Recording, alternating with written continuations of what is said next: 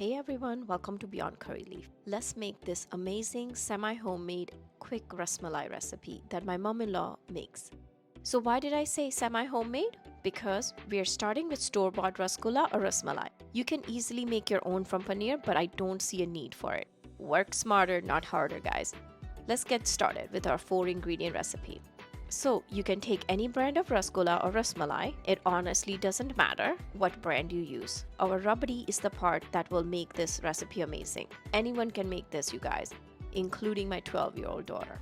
It literally only takes about 5 minutes to make. Squeeze out all the syrup out of it like the way my mom-in-law was showing. Everyone absolutely loves this recipe and I love it not only for its taste but because it's super easy to make. Meanwhile, heat up the heavy cream in the microwave for 2 to 3 minutes and then add condensed milk to it. We used about 2 teaspoons of condensed milk, but it depends on how sweet you like it.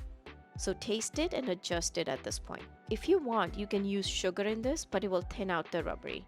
Read my detailed recipe down below for a suggestion on how to use sugar in this recipe instead of condensed milk to keep the consistency still on the thicker side. Next, mom is adding a mixture of saffron and sugar. The cream is bubbling up as soon as the saffron is added.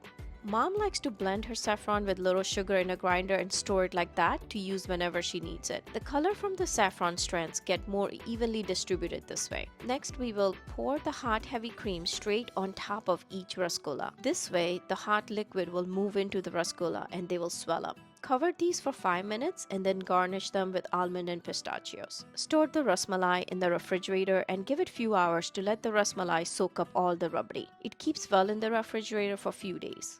We hardly have any leftovers, so it's hard to say that it stays past 5 days because I don't think it has made it past 3 days in my house. So it's super easy to make. I hope you guys will try this recipe out the next time you have some guest over, or for this Diwali or any of the functions. Really, you can have Ras Malai anytime. So give this recipe a try and let me know how you like it.